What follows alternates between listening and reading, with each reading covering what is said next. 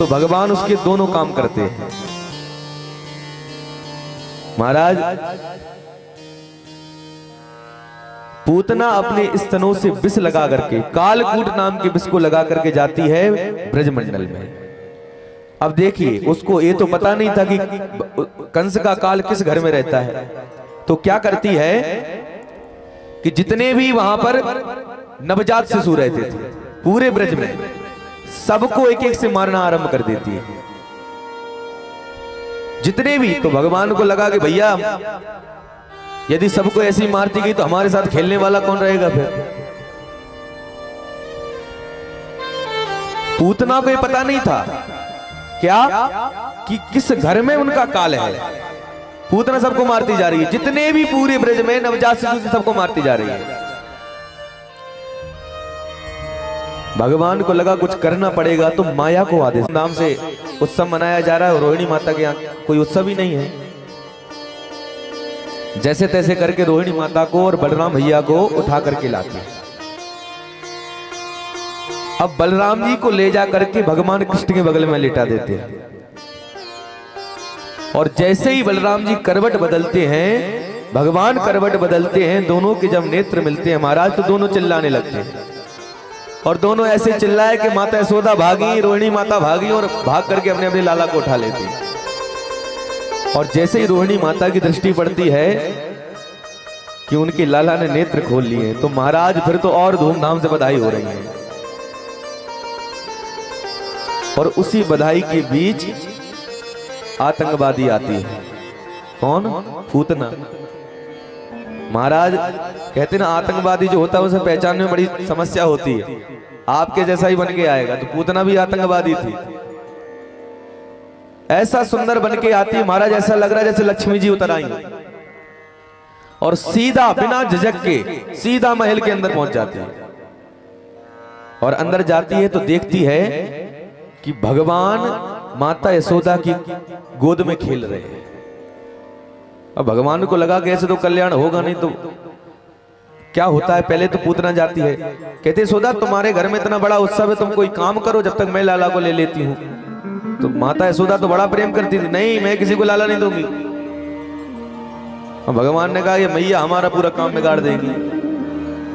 तो भगवान क्या करते हैं, अपना वजन बढ़ाना आरंभ करते हैं। और ऐसा वजन बढ़ाते हैं कि महाराज माता यशोदा के हाथ दर्द करने लगते हैं। अब माता यशोदा भगवान को ले जाती है और पल्ले में लेटा देती है। अब पूतना की दृष्टि पड़ती है कि हाँ अब काम हो गया अपना। पूतना जाती है। देखिए यहां जब पूतना पहुंची थी महाराज, तो कहते हैं भगवान ने अपने नेत्र बंद कर लिए थे।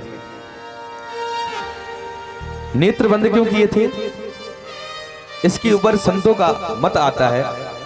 कुछ लोग कहते हैं कि भगवान ने नेत्र बंद इसलिए किए थे कि जैसी पूतना को देखा तो भगवान मन में ये सोच रहे हैं कि हम इस जैसी पापनी का मुंह देखना नहीं चाहते। कुछ संत ये कहते हैं कि भगवान ने नेत्र बंद इसलिए किए थे, मानो भगवान मन में ये सोच रहे थे कि हम तो भैया माखन मिश्री खाने आए, ये कहां पूतना मौसी हमको बढ़िया विष पिलाने आ गई। कुछ संत कहते हैं कि भगवान ने नेत्र बंद इसलिए किए क्योंकि भगवान को कपट बिल्कुल पसंद नहीं है। और पूतना कपट का भेष रख के गई थी कि नहीं। तभी तो मैं 3 दिन से समझा रहा हूं, निर्मल मन जन सो मोहि पावा, मोह कपट छल छिद्र न भावा। भगवान को कपट बिल्कुल पसंद नहीं है। प्राणी समम रोष समर्पितोवा, सनि में चरा चरात्मा, सनि मेलिते क्षण। महाराज पूतना जैसे ही पहुंची और पूतना ने भगवान को गोद में उठाया, उठा करके ऐसी तीव्र गति से भागी मानो महाराज आतंकवादी बम फोड़ के भागता है। भगवान को लेकर के आकाश मार्ग में उड़ती है और आकाश मार्ग में जाकर के भगवान को दुग्ध पान कराने लगती है। तो भगवान जब दूध पीते हैं तो उस समय भोले बाबा का ध्यान करते हैं। क्यों?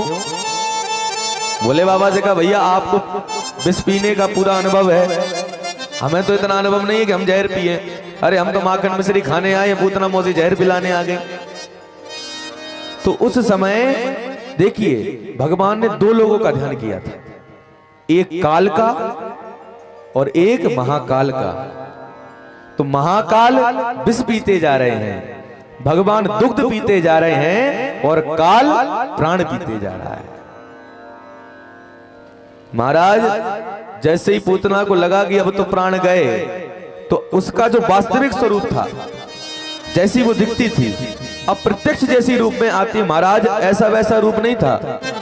कहते हैं पूतना की जो शरीर था पूतना का, वो 6 कोस तक फैला था।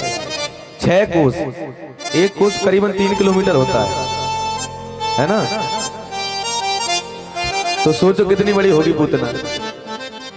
भगवान जैसे ही प्राण पीना आरंभ करते हैं महाराज, पूतना चिल्लाने लगती है, अरे लाला छोड़ मोए। भगवान कहते हैं वैसे किसी को पकड़ते नहीं हो, एक बार जिसको पकड़ लिया उसको छोड़ते नहीं। महाराज जैसे ही पूतना का प्राणांत होता है, आकाश मार्ग से पूतना बड़ी जोर से जमीन पर गिरती है, और ऐसी वैसी नहीं गिरी, पूरे ब्रज में हल्ला हो जाता कि महाराज आज कौन सी गाज गिर गई। 6 कोस तक के वृक्ष टूट करके धराशायी हो गया।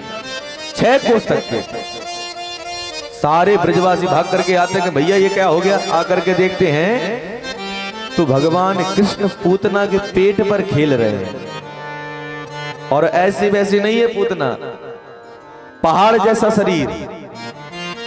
माता यशोदा भी भाग करके आती हैं देखने की भैया क्या कैसी आवाज आई। आकर के देखती, अब देखिए जैसे ही माता यशोदा वहां पर आई, सोचने वाली बात है कोई माता हो और उनका पुत्र ऐसी स्थिति में हो, मतलब कष्ट की स्थिति में, तो वो माता क्या करेगी।